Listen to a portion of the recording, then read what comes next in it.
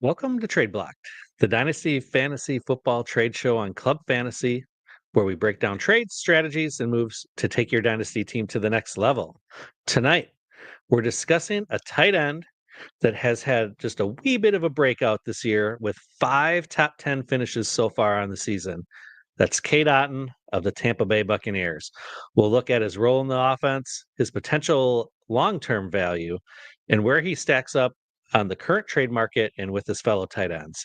So, if you're looking to build a dynasty powerhouse, we're just curious about Otton's trade value in general, stick around because we're talking dynasty, we're talking Cade Otton, and we're getting trade blocked.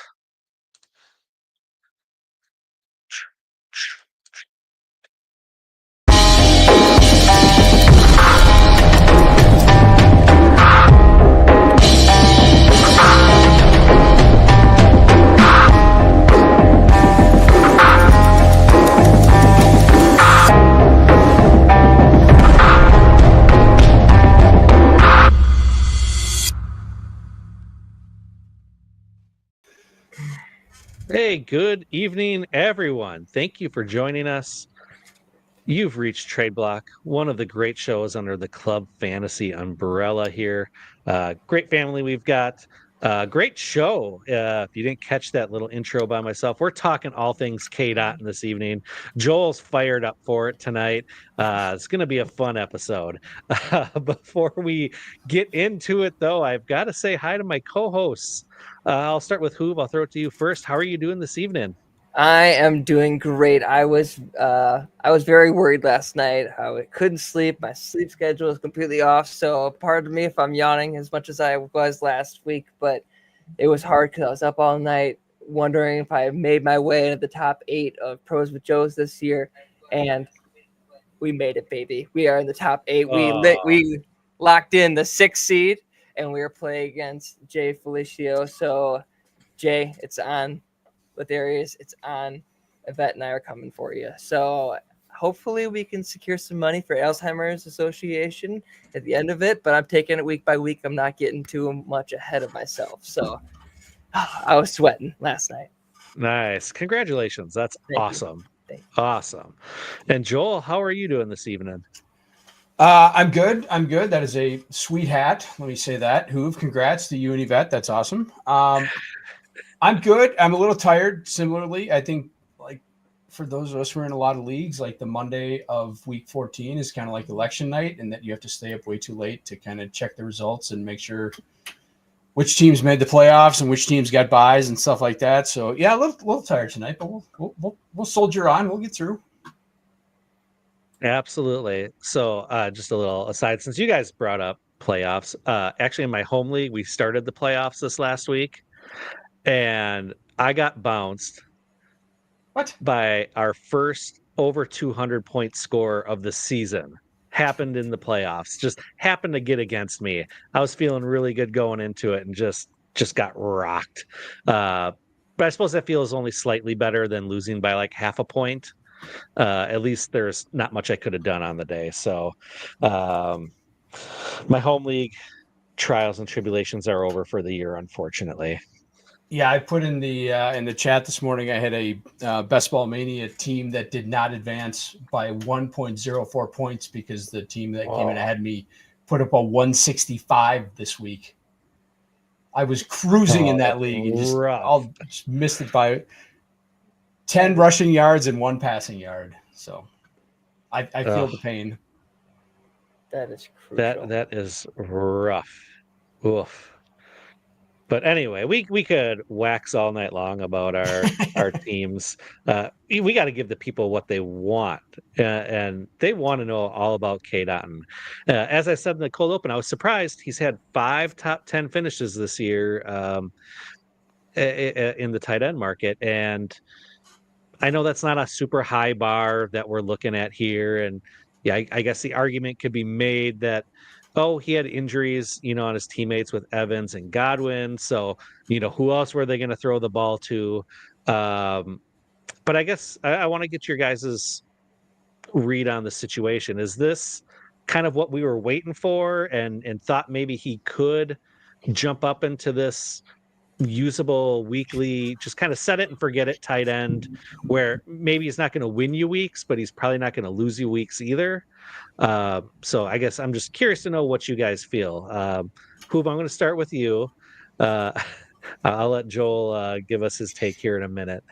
Well, first, I want to know, were you reading ahead in the banners? Because the first stat that you read off was the first question that we were going to do for the audience. No, I looked that up for the opening just so I had something a little blurb about Cade Otton in the opening. So sorry I stole your thunder. No, that's all right. We're gonna have some fun with the audience tonight. We're gonna ask a few questions in the chat. But honestly, Cade Otton is one of those people that starting out the year, like I didn't really have my eye on. Like he was a name that you constantly heard about, but it was kind of one of those years that I got burnt so hard on the year prior on investing early in tight end that I wasn't really looking at the Cade Otton tier. I was kind of looking like I wanted to solidify a guy way before Cade Otton. And now I'm definitely on the Cade Otton hype train, and I love the Buccaneers offense. And so right now in a tight end, market crash at the start of the year, things are kind of evening out and filling itself out. But even then, like there's so many guys that have made names for themselves this year. So I'm not going to be out on Cade Otton. Maybe I might pump the brakes necessarily on where he's finished right now, but overall, I can't knock the player too much. Joel. All right, and Joel.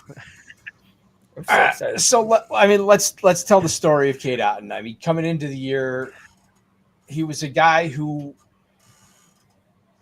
didn't have any real production, but he got a lot of snaps. Right, he was on the field for basically every snap that Tampa Bay ran, every passing snap, but he didn't have any real production. So. Yeah, I mean, if you're someone like who's trying to swim in the deep end and try and mine a deep tight end, he was someone you could kind of dream on and think, okay, maybe this snap share translates into production. It's only happened in the games where Mike Evans and Chris Godwin were out. Otherwise, he hasn't really done anything. He's gotten targets sometimes, but he just doesn't really do anything. He's got very low ADOT. He's got a very low yards per reception, so he's only got 4 touchdowns, and most of the 3 of those came in games where Godwin and Evans were hurt. There's just no ceiling here. So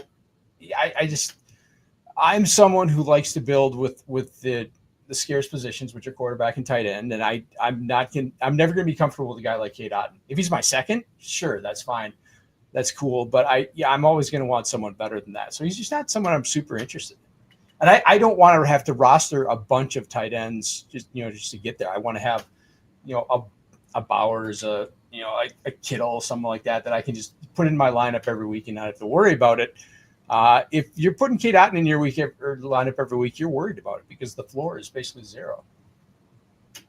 Well, sickos, unplug your ears because I'm slowly coming around to the tight end, the bulk tight end build. And if I can get as many tight ends out as possible, it didn't seem like this was going to be a very good scenario to start out the year. But overall, like I'm putting out in my Pros with Joe's league, I'm putting out Zach Ertz, I'm putting out David Njoku, I'm putting out Pat Freiermuth. So I'm putting out in multiple tight ends, not necessarily ones that I had to invest in super heavy right away, but still are putting up really big points for me in a bulk tight end. So I could see myself investing in someone like Cade Otton if people are kind of viewing it the same way that Joel is, where he was very dependent on the games without Godwin and Evans being around. So I think that he's only 25 years old, I believe. If I'm wrong, correct me on that, but he's still a young asset, and he's kind of someone that what more could you? I mean, let me correct myself before I say that. I was gonna say, what more can you ask yourself of him? There are things to improve on, but I really am not gonna knock him overall from how he can step up and help out a fantasy team in certain scenarios. So as a tight end 2, absolutely. Maybe as a tight end 1, I'm a little bit more skeptical, but overall, I might be targeting him at the right price for sure. Well, I think if you can get him now, and the GM that has him isn't really high on him, but is you want to identify him as like your tight end too. I think now would be a great time to go grab him, especially after coming down from those kind of big weeks he had a few weeks ago with his teammates being out. But Hoop, I agree with you. Like he's young, he's ascending. We've seen it. Was it in the playoffs last year where he had like 3 touchdowns in a game? Um, or he had like a multi-touchdown game. I want to say in the playoffs. Maybe it wasn't 3, but we've seen him flash before. Maybe this is just one of those cases where it takes a few years for him to really come into his own and get fully integrated into an offense. So before we get into where he currently ranks amongst the wild tight end landscape we do have a question in the chat that says Cade or Laporta this week. So what are you guys thinking? Tampa plays Chargers. Is that right? I'm pulling up the schedule here right now. I know Detroit plays Buffalo. I know that. Okay. So and Tampa plays the Chargers. So Otton against the Chargers or Laporta against Buffalo. Buffalo can be beaten at the middle of the field. They're good against boundary receivers. So yeah, this is probably not a good Jameson week. So that probably means it's a good Laporta week. So yeah, I'll take Laporta. Yeah, I'll go with Joe for once. Honestly, on this one, I think that Buffalo is going to be coming to play, and right now Detroit's defense is really kind of leaking oil, and coming off a hard-fought game against the Packers last week, you're going up against Buffalo, So I think that this offense is really going to have to show out to kind of keep up with Buffalo. I think Buffalo's going to keep rolling. I think Josh Allen's going to come like pissed off because he put up what a great performance this last week, and he didn't end up winning the game. So I think that he's going to come to play, and I think that this Detroit offense is going to have to show out. And I agree, this isn't a very big Jameson kind of situation to even bet on him. So Laporta might be the better choice this week. Yeah, and I'm going to make it a trifecta and say Laporta as well. So, Andre, I hope that helped you out here with your decision for the week. All right, should we get into where Cade Otton is currently valued amongst our pantheon of outstanding tight ends we have in fantasy? Yeah.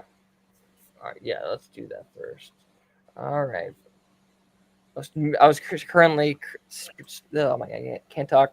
I was currently stirring my tea. And I was trying to do that fast enough before we move down to the next segment. But Cade Otton's current value on Dynasty Nerds is tight end 14. And in 2024, he is currently the tight end 6 overall. I wanted to pull up the current top 10 tight ends this week so we can kind of see on where things lie and where he currently ranks amongst the rest of the crowd. Brock Bowers 1, George Kittle 2, Trey McBride 3, Jonnu Smith 4, Travis Kelce 5, Cade Otton 6, Mark Andrews 7, David Njoku 8, Tucker Kraft 9, and Zach Ertz 10. So right now, I'm trying to think of what's the best way we want to start this conversation on Cade Otton amongst the rest of the crowd. Like, do you think that he's someone that he should be in the top 10 right now? Maybe that's the question that we need to ask ourselves about Cade Otton to start out with. Is it an outlier? Is he the outlier that we need to see? Like, we know that Jonnu Smith we weren't expecting to come into the year. Can we expect Cade Otton to be someone like Cole Kmet recently has been, that he kind of just sneaks his way into the top 10, the outside of the top 10, and we should be optimistic about this? Are we looking at this as a one-year wonder, or maybe we should start being a little more optimistic? Well, I think you talking production or dynasty value? Dynasty value, of course. Yeah, I think it really depends Go ahead, what Dustin. Tampa Bay would do this offseason. Because isn't Godwin a free agent this Yes. year? So, I mean, if they don't re-sign Godwin and really don't bring in another talented wide receiver to cover those vacated targets, you might see Otton get funneled a little bit more into that offense, with Evans being that big body on the outside and then Otton kind of covering the middle of the field.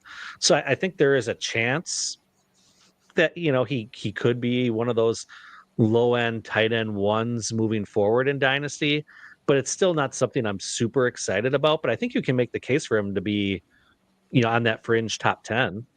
French top 10. He's currently a tight end 14. So tight end 6, where he's currently ranked on the season, versus Dynasty Nerds ranking at tight end 14. Which one do you think is probably closer, would you say? Like we can expect from? Probably closer to tight end 14. Agreed. But you have that group from 8 to 20 that are all within a handful of yards or a touchdown of each other, that they're so bunched together in that range. That's kind of pick your poison and play the matchup, I guess, week to week. So it doesn't excite me. All right, you have him at tight end 14 right now. I'm going to play devil's advocate here, and I'm going to see if I can get you to move him all the way up inside, at least to tight end 10, looking at the rest of the crowd. Okay.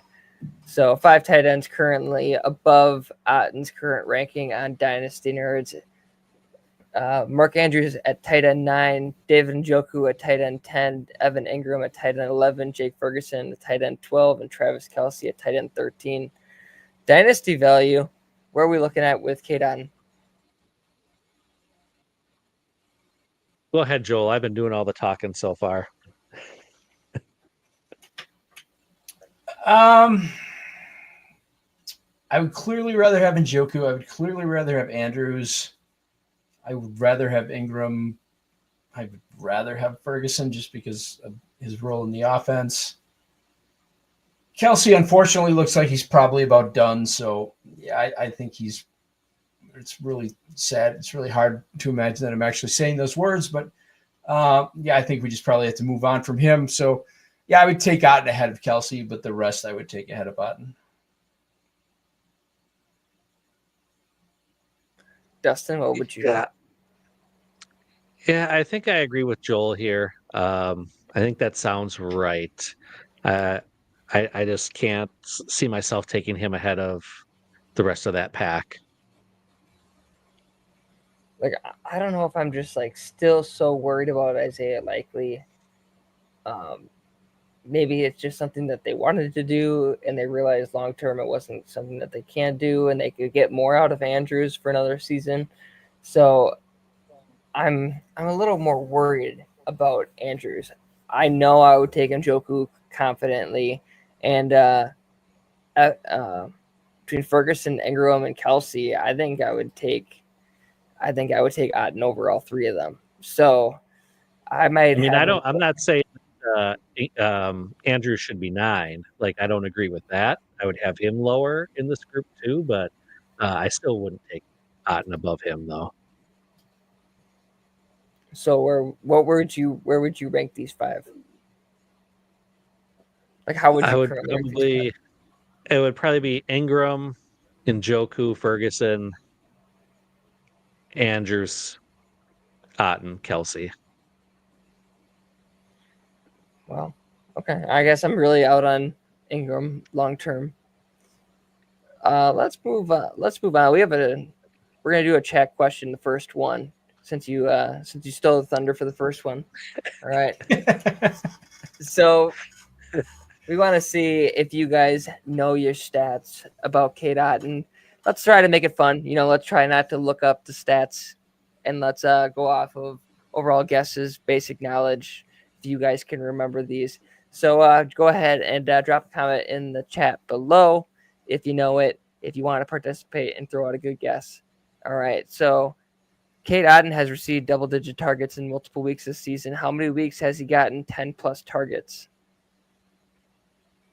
one more time. Cade Otton has received double-digit targets in multiple weeks this season. How many weeks has he gotten 10-plus targets? Go ahead, drop your guess in the comments below, and we're going to get to the 5 tight ends underneath Cade Otton in the meantime, and then we're going to go through all the guesses.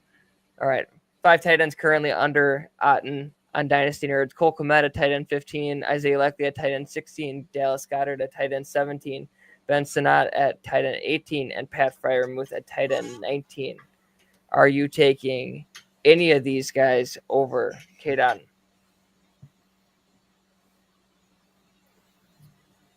This is why I want to have an elite tight end, because I don't want to deal with this crap. Likely is the only one I would take ahead of Otton. I think that's I don't even know if I would. I think that's fair for me. I don't know if I could do that, but I think it's fair to have that conversation. Am I just way too high on Pat Freiermuth? Like, I still view Pat. Like, I still view him at least at tight end 15. The fact that I see him at low, like, obviously there's optimism around guys like Ben Sinnott, Isaiah Likely, and Cole Kmet. You know, he's shown he can be a top 10.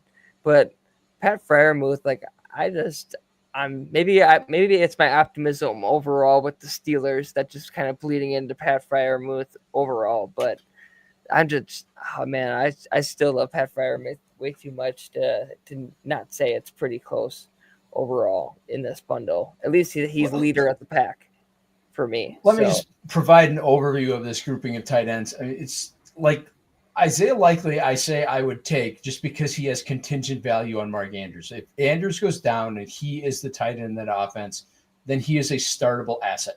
None of these other guys you are comfortable starting at any point in any season in any dynasty league. You're not comfortable starting these guys. Tight end premium, non-tight end premium, doesn't matter, because these guys could all zero you on any given week. So none of these guys are startable. I'm very comfortable starting Pat Freiermuth. It's a false confidence, but I'm very confident doing it. So I guess I'll write it out. Let's see. Did anyone answer our question? Nobody. So let's nope, not seen anything. So let's pull it up one more time. Cade Otton has received double-digit targets in multiple weeks this season. How many weeks has he gotten 10-plus targets? The answer is 3. Weeks 7, 8, and 9. Oh. So it's right around that I was peak. going to guess 4. 4?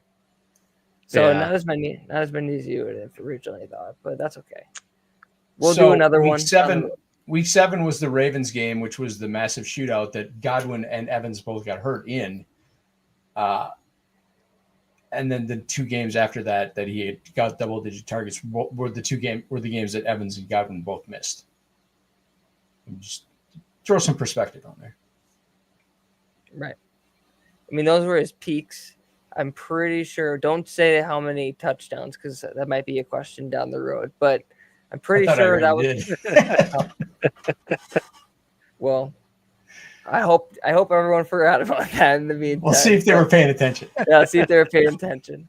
Maybe we'll pull up the original question, the first question that we were gonna do, to see if they really were paying attention at the start. There you go.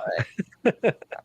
So let's get into some trades while we're at it.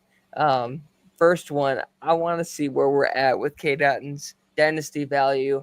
We'll break it down real quick. 12-team Superflex, Cade Otton, or a 2025 first. Let's presume it's late. Or no. Okay. That's crazy sauce. If you trade a first for Cade Otton, I am immediately questioning whether you're colluding with the other manager. Tight end premium. Let's say tight end premium. It would have to be at least like a start 2 tight end premium to make him worth a first. There's leagues where that's what I mean. Like, if you're doing a bulk tight end and it's a tight end premium, and Cade Otton's not terrible. Like, there's reasons why I can get down with it. Like, there's players I probably would rather use that, or I'd rather invest in more than Cade Otton with that first. But I'm still gonna go with the first side. But But I'm not I mean, gonna, just break it down. If you get a late first, you can get a Colson Loveland, you can get a Tyler Warren. They're both better prospects than Cade Otton was. There's just no way Otton's worth the first. No way.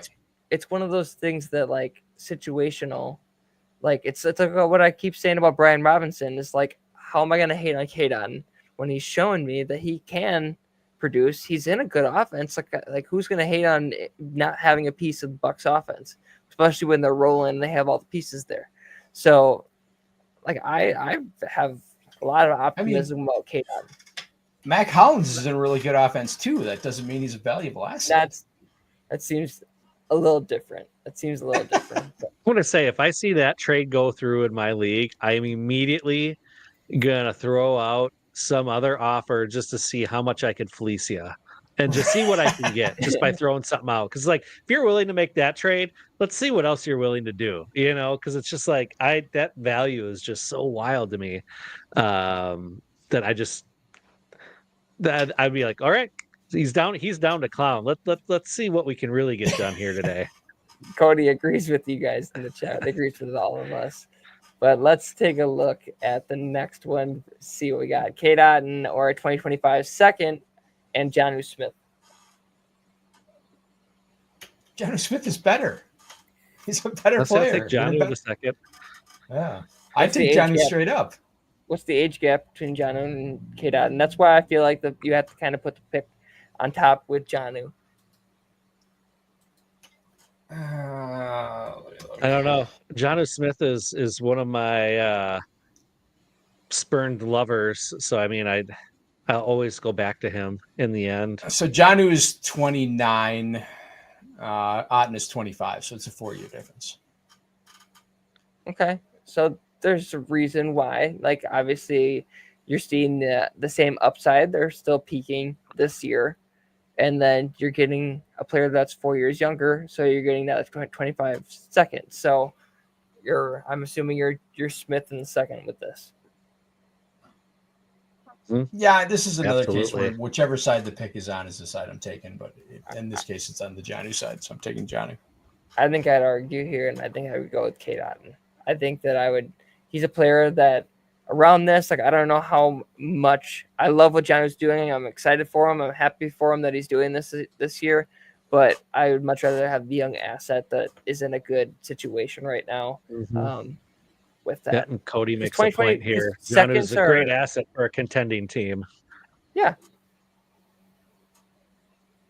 So I would do that in a heartbeat. But all right, let's do another one. 12-team Superflex, Cade Otton or 2 seconds, 2025 second and 2026 second. Picks. Yeah, I would take the picks. All right. Let's go even further. Cade Otton or an early 2025 second. Early second's not that much different from a late first, and a late first is a smash for Otton. So yeah, it's still the pick. Yeah. I'm with Joel. Where are we at? Or would you do a mid 2025 second? Yes. Yeah, especially if I needed Otton here for like the playoff run or something, and tight end got hurt or something like that. Like, then I would do it for sure. I see. My whole thing is that if I'm gonna give up a player like Cade Otton, I want 2 opportunities to get the same kind of player, because like second round picks are just a crapshoot. Like there's they can be a loaded draft like it was in 2024 or 2026, but like second round draft picks are all it's all dartboard. So I want 2 opportunities to get a player like Cade Otton that's going to produce as a tight end 2 for my team, or even filling as a tight end 1 in some opportunities. So I can't say that the price is even that low. Like if you really loved a prospect and he was falling in your draft board and you wanted to give up Cade Otton for that early second in that situation, I get it. But I think I'd lean more towards the 2 seconds for me personally. I feel like that's probably the most accurate price right now for Cade Otton. All right, here's a scenario for you. It is week 15. You're in your first round of your playoffs. Your best tight end is Cade Otton, who's playing against the Los Angeles Chargers this week on the road. Derwin James, very good defense. You comfortable starting Cade Otton against a team that has Brock Bowers, George Kittle, Mark Andrews? You're comfortable starting Cade Otton against that and not feeling like you're down a position in a playoff matchup? Well, that's why I said he's a tight end 2 in some situations. Like in a tight end premium, you're going up against the tight end 1, tight end 2. Like you just said, tight end 1, tight end 2, and I'm pretty sure tight end 3. Obviously, in that situation, the idea that you're even going to get one of these guys, is an unlikelihood, especially if it's tight end premium and they're starting all 3 of these guys, you're going to get wrecked. So but that's exactly my point. But if you're not comfortable starting him, why wouldn't you rather have the pick? I feel comfortable starting him in a tight end 2 situation. Like it depends on how deep the league is. Like you said, like in a two tight end league, like sure, as a tight end 2, for sure I could do that. If it's a position 2 tight end league, maybe not. He's absolutely a starter, but those are pretty rare. I'm just talking about a standard 1.5 tight end premium. You go into a playoff game against any of those guys with Cade Otton, you're losing at that position. You're losing at tight end. You have to go into that saying, okay, I've got to beat this guy at quarterback. I've got to beat this team at running back. I've got to beat this team somewhere else because I am losing at tight end and probably badly. If that's the case, then why wouldn't you rather have the pick? I understand your logic. It's just you understand it because it's correct. To you, like I'm not like it's a good theory. Like I'm not gonna knock it. I really evolution is also a good theory. It's one of those things like if you really wanted to, for sure. But for me, like I'm very hard to sell on players that are so young and like especially when you have guys like, not to bring it back to Kyle Pitts, but like there's young guys that we hold on to forever that we're waiting for them to them to produce. And then there's guys like Cade Otton that they just come out of nowhere. Like if Tucker Kraft took a shit, I'd still be I wouldn't be banging down the gauntlet like saying like he's tight end 2, but I'm still going to say like, why am I going to give up on Tucker Kraft? I know that he can do it. So like, there's so many reasons to be out on Cade Otton, but me personally, like, I want you to sell me on why you want me to give up on Cade Otton because I'm not there yet, like, because I was like, there's so many reasons like you're putting, and that's very true, on why to be out on him, but there is very many reasons to be in on him as well. Because I feel like I could go to waivers on any given week and find someone who's going to give me approximately the production that Cade Otton is going to. Well, the same reason, like this is Dynasty, and we're talking about Dynasty and like landscape, and we don't know the future, whether Chris Godwin's going to be there, how long Mike Evans is going to be there. But you made a good point earlier, is like we don't know whether he's going to be more of a focal point in 2025. So is this a player that we're seeing what he can produce, like when he has these big games and like these players aren't necessarily there? Maybe we should, as a community, be more in on him. Like this is like Cade Otton, even when we talked about, when I threw out this name for like a show tonight, it's not one of those sexy shows. It's not one of those shows that people are going to be like, oh yeah, I love talking about Cade Otton. But it's one of those players, like there's so much, he's so forgotten about because he's putting up big numbers. Like we should do a Jonnu Smith episode, but everyone knows like Jonnu Smith is like, he's doing great this season. So maybe we'll do a Jonnu Smith like episode down the road, but Cade Otton is a big question mark, and I'm glad that we can finally address it. And I'm more optimistic. So drop a comment in the comment section below. Are you in on Cade Otton in 2025? Or are you out on Cade Otton? Let's do another trade real quick. Dustin, do you have anything to add to that trade? No. No. All right. Cade Otton or Pat Freiermuth and the 2025 second. Can we Freiermuth in the second? I mean, they're in that same tier for me. You're getting a second round pick on top of it. The second's the most valuable asset. So whichever. The question is, would you take Otton and Freiermuth for the second? That's probably a better deal. I love both these guys right now. So I wouldn't say it's close, but I think that if I was going to break down Cade Otton's value for me personally, I think that this seems fair. Wow. You're really high on this guy. I don't think that this is high. Like, I think this is appropriate. Youth is our innovation, especially in Dynasty. Like, getting guys. Freiermuth is young yet, though, too. Like, it's not that he's an old player. He's only been in the league for a few years. And they have they produce. I mean, not this year, right at this moment. Obviously, Otton's tight end 6 on the year for 3 huge weeks he had, but prior to that, they were probably within 5 points of each other. We're seeing the breakout. I got like either of these guys. If I was going to break down Cade Otton, this seems fair. That's all I'll say. Would I do it? I think that I'm in more positions right now to have Cade Otton than I would be to break him down for Pat Freiermuth in the second. But this is very close and fair. Fair enough. All right.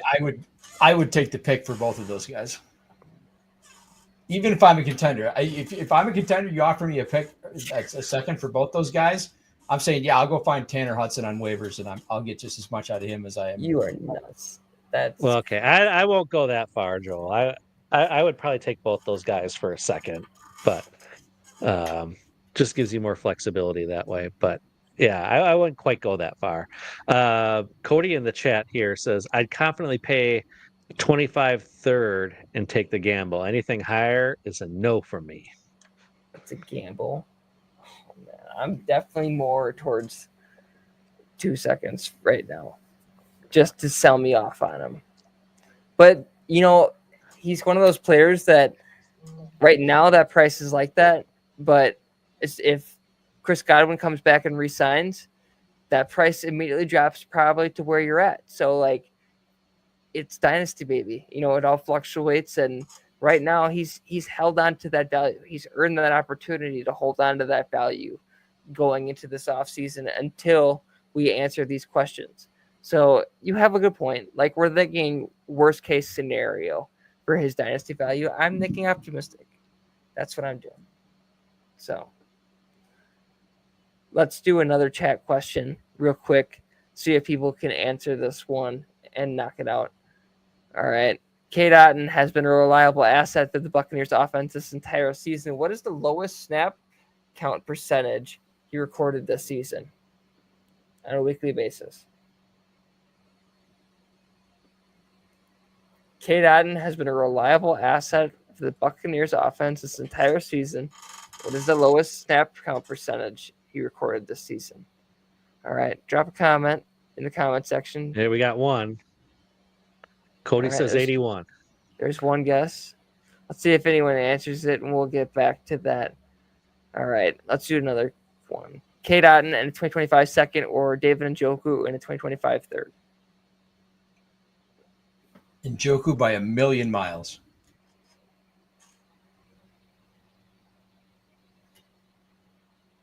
I think it's fair either way. I find the second more intriguing. I guess I've never been a huge believer in Njoku though either. I'll admit I'm probably lower on him than most people, even though he continues to defy my expectations.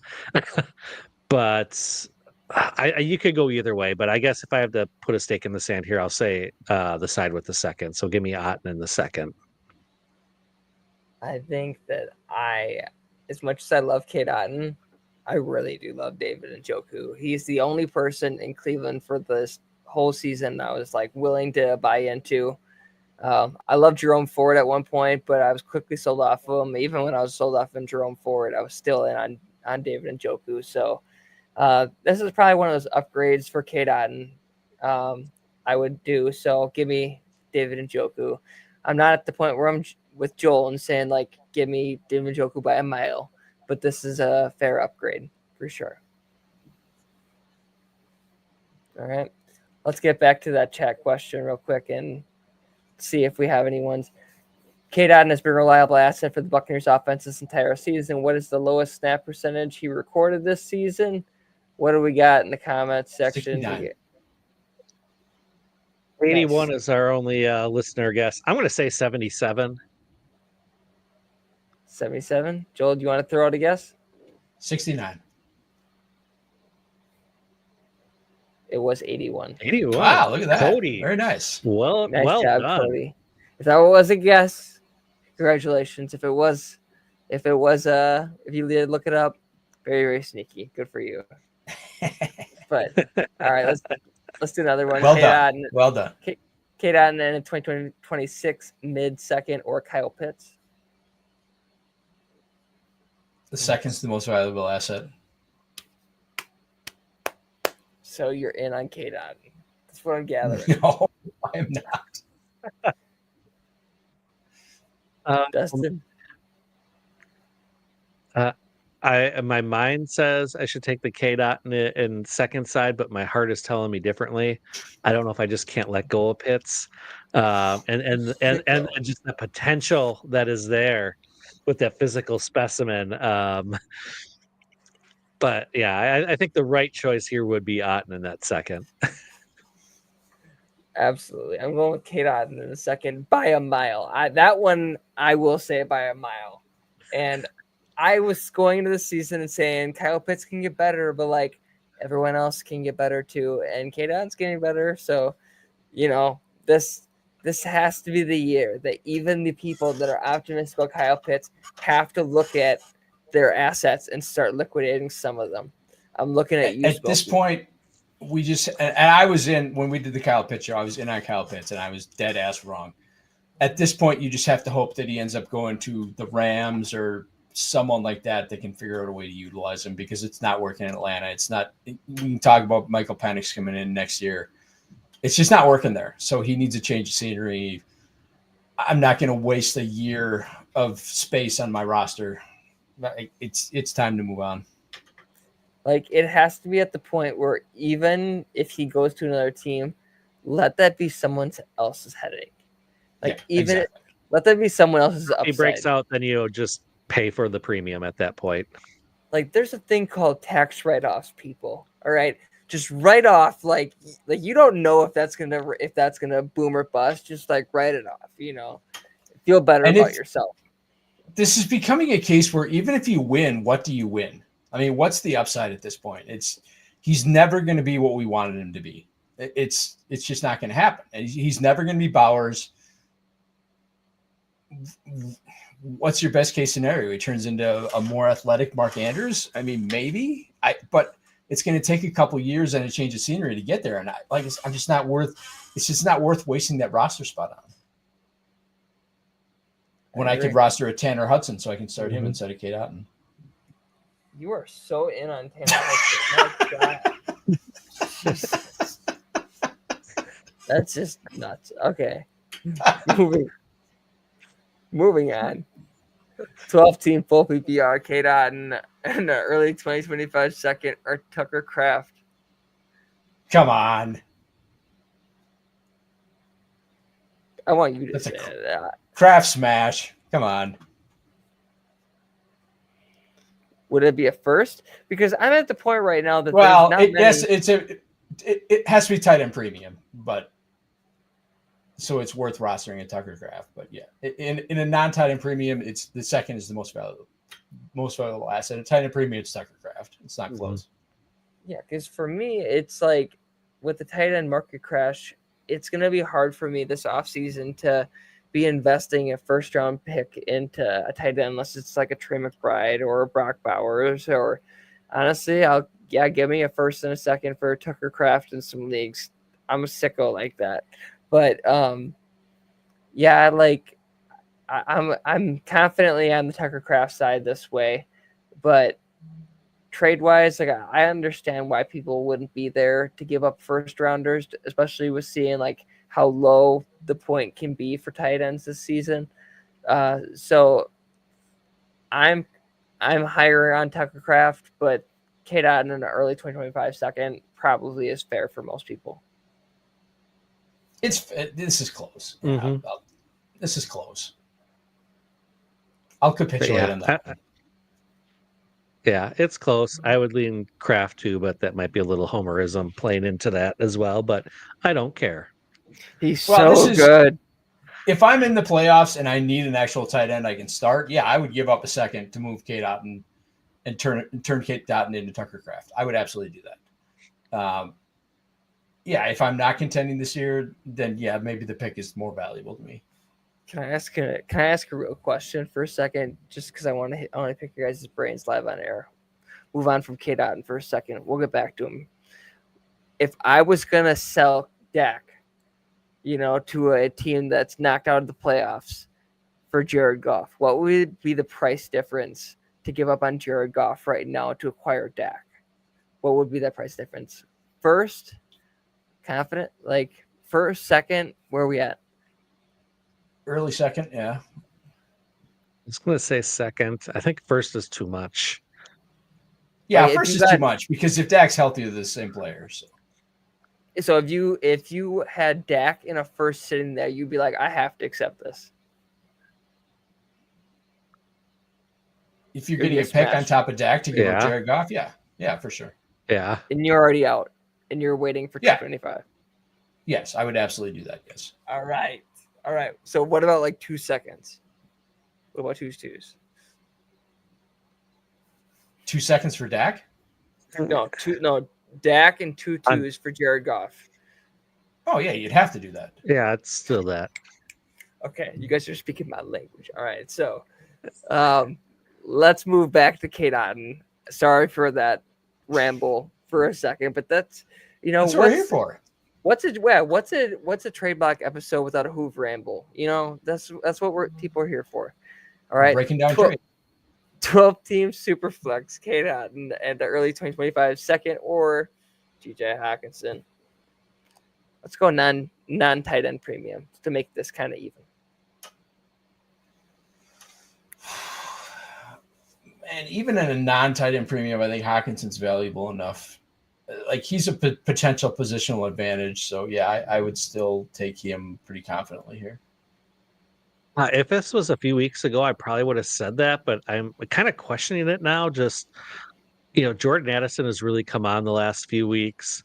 Hawkinson hasn't been as involved as he was before the injury. And is that due to just him kind of getting reintegrated into this offense right now? Hard to say, but I do love Hawk. I think it's closer than it just appears at face value. This is a loaded offense. Like, there's no reason.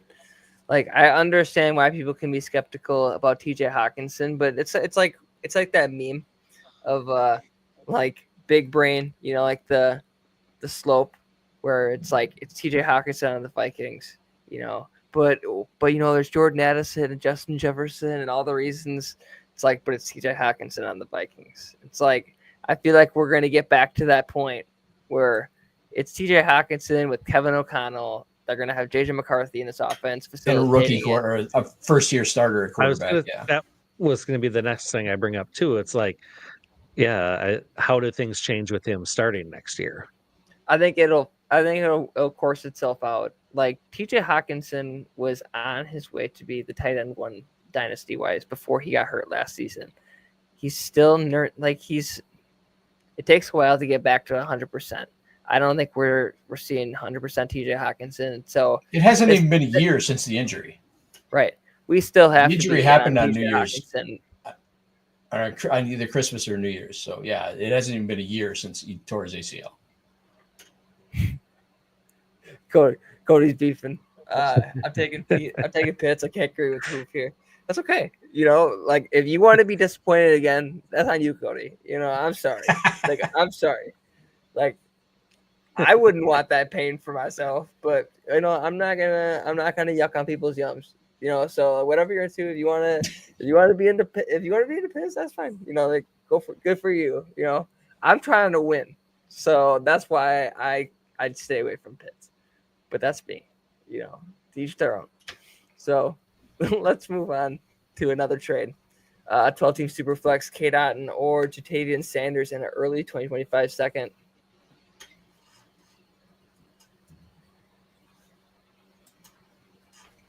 It's the pick for me. Dustin?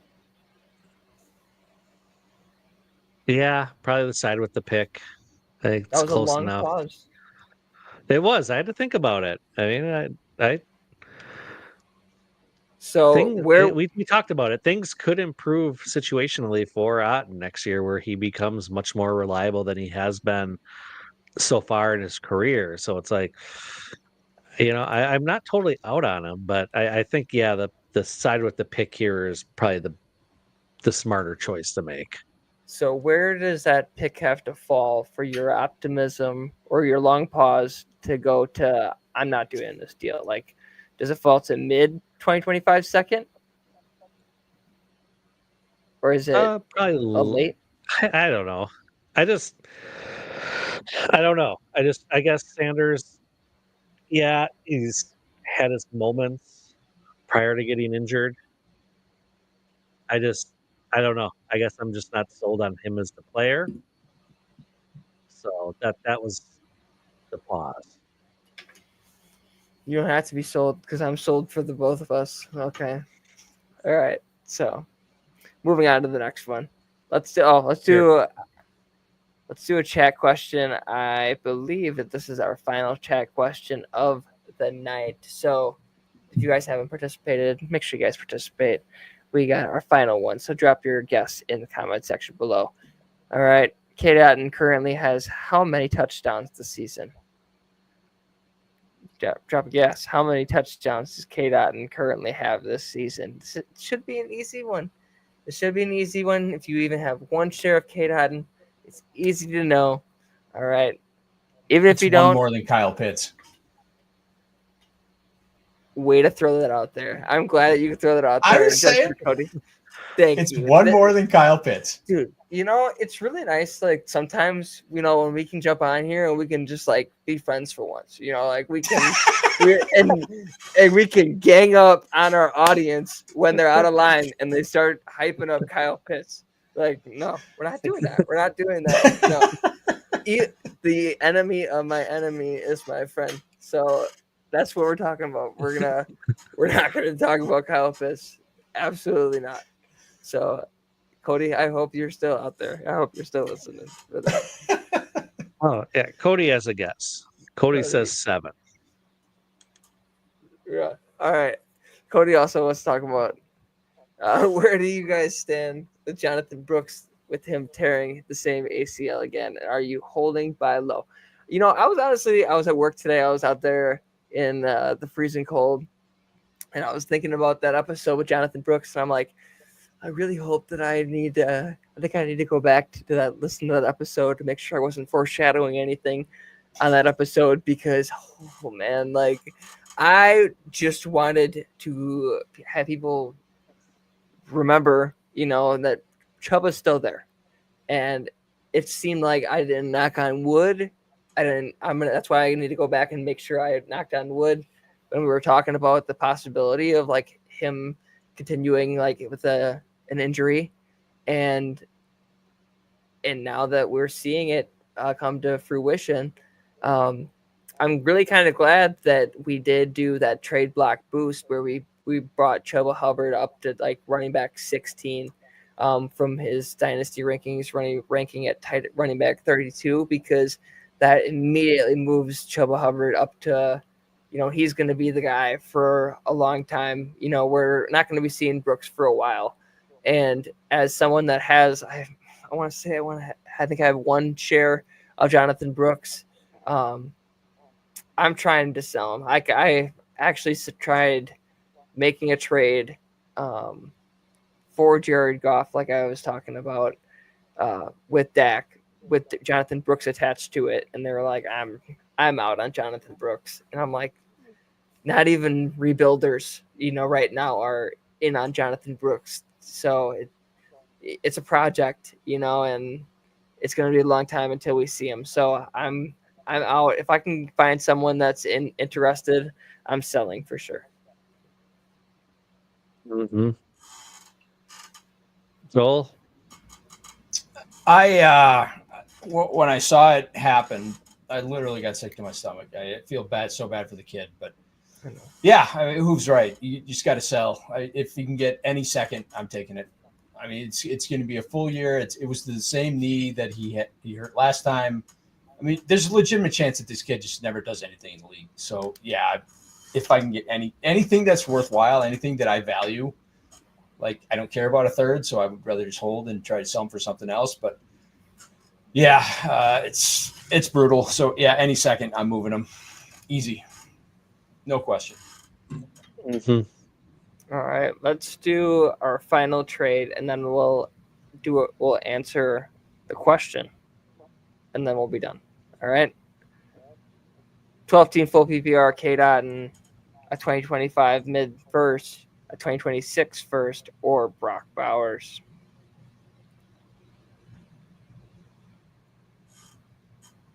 If there's any kind of tight end premium, and I mean any kind of tight end premium, this is Bowers by a billion miles. Cade Otton doesn't even factor in the discussion. But if it's not, he's a throw-in. But if I'd have to think about it. It's still probably Bowers.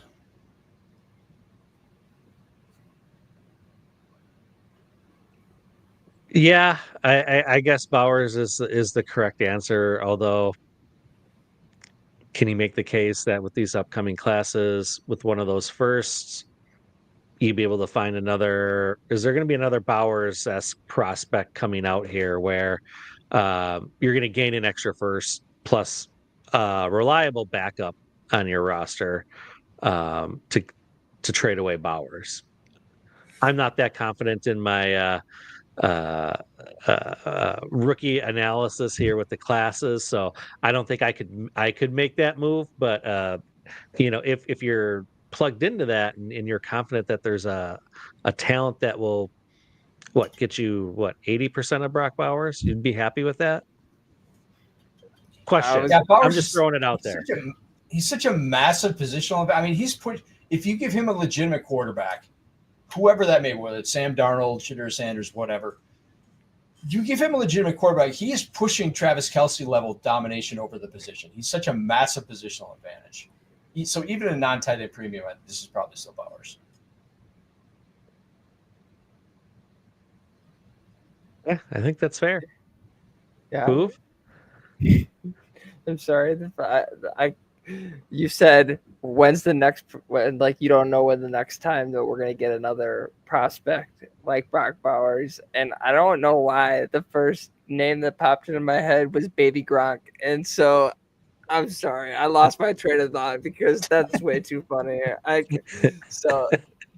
Oh man, but it's true. For me, it's Brock Bowers by a landslide. It's hard to give up the tight end one. That's the tight end one by a mile, So even though as someone that's optimistic about Cade Otton, you don't know what that 2026 first is going to be like. So win now with Brock Bowers.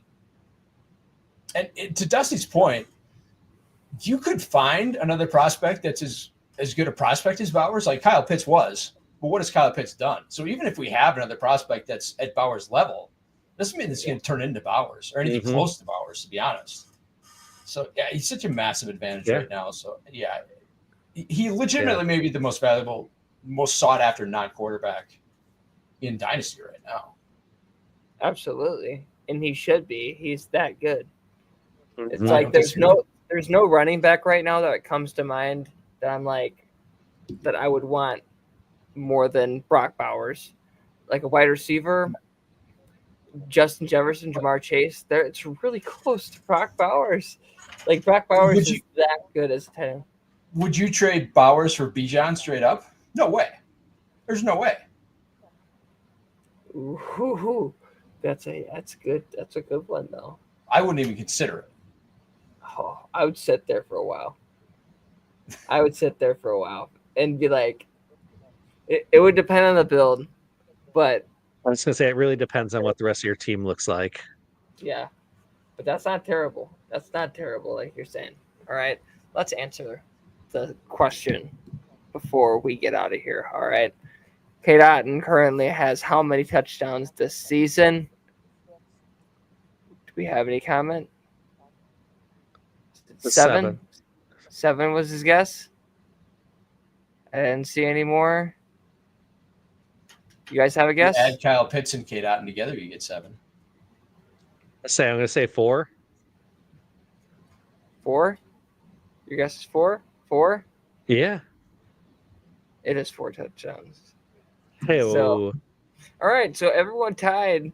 I was going to say drop your final score below to let us know how you did, but we had a 3-way tie between Joel, Cody, and Dustin tonight with 1, and because we took away the first question. So let us know if you guys want to keep doing some questions, keep you guys on top with all the stats. Let us know. But in the meantime, Dustin, can you let the viewers know all about our fabulous partners over at Dynasty Nerds? Absolutely. Thank you, Hoove. Do you want to take your dynasty teams to a championship? And do you want to stack those championships for years to come? Then you need to hear about Club Fantasy's partnership with Dynasty Nerds. Dynasty Nerds is one of the most trusted sources for both dynasty advice and dynasty tools. Their Nerd Score helps identify rookies with high ceilings and longevity to keep you in contention for years. And if what you're looking for is film on incoming rookies, look no further than their All-22 film room. They even have a dynasty trade calculator that can help you find values throughout the season and better understand how to value these players across an ever-changing dynasty landscape. And if these are just a few of the tools that they offer, head to dynastynerds.com to see for yourself. Just pick one of their subscription plans, check out, enter the code Club Fantasy, one word Club Fantasy, to save 15% off your subscription. Once again, go to dynastynerds.com and use the promo code Club Fantasy to get 15% off and start taking your teams to the next level. All right. Before I tell all of our beautiful viewers about the other shows under the Club Fantasy umbrella, we do have a last minute start sit question here in the chat for Flex Spot. Cade or Debo? That's Which Cade? Why am I blanking on this? Cade Otton. Oh. The fact Sadly, that we that's have an a actually whole interesting question. episode about Cade Otton and you still forgot his name. That's crazy. I was just thinking there had to be somebody else. I would rather start named Cade. Go take a lap. Honestly, go take a lap. Like I was like, does he want to start? Can he start a kicker in this flex, or does he want to start Cade York? I don't know. It's Debo. It's Debo. It's Debo against the Rams. Absolutely. Even though Debo has sucked this year, but it's Debo against the Rams. For sure. We also have one more. Cody as Bowers or 2025 101. Even the 101 doesn't matter who it is. Oh, not close. Ashton Genty. No, that was an ugly sound. I'm sorry. We're not going to repeat that one. But but even Ashton Genty, I don't think it's close to Brock Bowers. Not close. Right now. We don't know the situation. If he gets drafted to the Browns, which is a realistic possibility, a gross possibility, but a realistic one, still Brock Bowers, baby. So if you give me the 101 and the 102, I still want Bowers. That's a great trade. You know, honestly, I might see how much I can reap out of people for my Brock Bowers shares. This is a soft class. And not just this class. If you're saying 101, 102, I'll be like, hey, give me 101, 102, and then throw in your first. And then most of the time, it's probably that they're not contending anyways. So hopefully I can get another early one in 2026 where it's really gonna matter. So we also have one more question from Quincy. Need what? 2 wide receiver, 2 flex, Jennings, Cup, Lamb, Debo, Mooney, Braylon, Allen. Is that Braylon Allen, or are you saying like Keenan Allen? Yeah. I think it's Braylon. I'm going Lamb for sure, and Cup as my 2 receivers, and then Jennings and Mooney looked pretty healthy last week. I'm gonna take Mooney against the Raiders. Yeah, we agree there, Joel. Joel and I are in agreement, and we're standing up against Cody tonight. So I'm gonna be in agreement with Joel to write out the rest of the episode. So I think we have a 3-way agreement. So I would agree. All right, one more here. Do I sit AJ Brown for Ladd this week if healthy? Joel, what do we think? No. This is like the greatest squeaky wheel gets the grease spot of all time. I mean, he's actively coming out and complaining about the passing game. I love Ladd this week because Tampa's bad in the secondary and Antoine Winfield's not going to play. I would want to find room for both those guys, but you can't sit AJ Brown this week. No way. He's going to get just peppered with targets. Beautiful. You said it exactly what I was thinking. Like, I don't even need to reciprocate it. You took all the words right out of my mouth. So, but we appreciate you guys all coming and hanging out with us tonight. But we are not the only show under the Club Fantasy umbrella. Dustin, can you let the viewers know all about our fabulous team over here at Club Fantasy? Yeah. We have a great lineup pretty much every single day of the week here. So we'll start with Tuesdays because you can find us, of course, Tuesday evenings here, TradeBlocked. But on Tuesday mornings, you get Wiretapped with Ryan and Josh. It's a waiver show. Wednesday evening, you get No Punt Intended with Joe, Josh, and Ryan. Also following that on Wednesday evening, you get Cleat Dreams, a weekly preview, the Women of Fantasy Football podcast with Renee and Kelly. On Thursday mornings, you get Oh Captain, My Captain with Josh and Austin, a DFS showdown preview. And on Thursday night, you've got the Sneaky Flex with Wendy and the Sneaky Girls.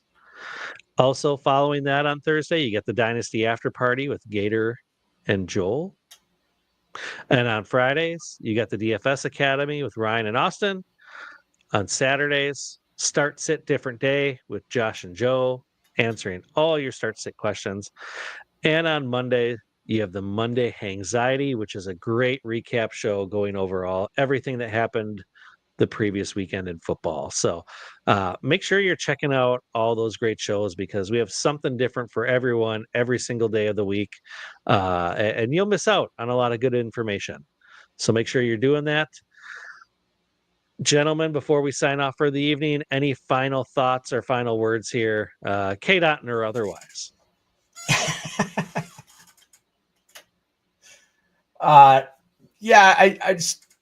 I don't want to crap on Cade Otton too much, so I'll just say go Pack Go. And big game this week, Sunday night game, so looking forward to that. And we got a lot of good luck to everyone in their playoffs this week. If you made your playoffs, go kick some ass. Unless you're playing me, right. In which case, don't. Hoove, you're on mute there, buddy.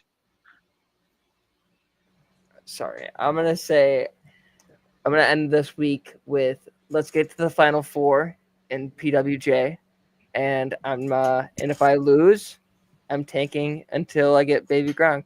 That's where I'm gonna end with. That is a great spot to end it. Good week to everybody. We have one more question in the comment section, actually. All right. Yeah, we got time. One more. Oh, from Quincy. Then we'll end it. Start 2 running back, 2 wide receivers, 3 flex. Kyron, Kamara, Bucky, Brian Robinson, Braylon Allen, Jacoby Myers, Debo, Westbrook, MVS, or Marvin Harrison? Kamara and Kyron for sure. Bucky, I don't think he can start. I don't think he's playing this week. I think they're going to let him rest. Sounds like the back injury is pretty bad. Brian Robinson, they played the Saints. You got to get him in for sure. He's a flex. Myers, you got to get in. He's a flex against the Falcons. Westbrook, who's Tennessee play? I don't even know.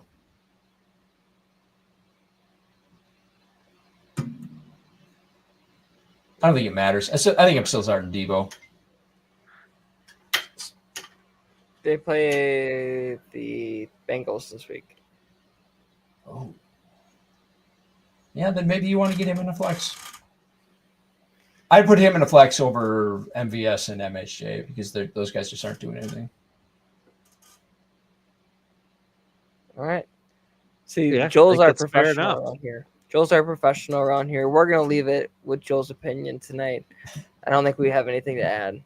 All right. So we will see you next week where we get we honestly don't even know what we're going to do next week for which athlete. So if you guys have any suggestions and which hit us up on you want us Twitter to break down, let us know. Hit us up on Twitter, X, Blue Sky, sure. Whatever.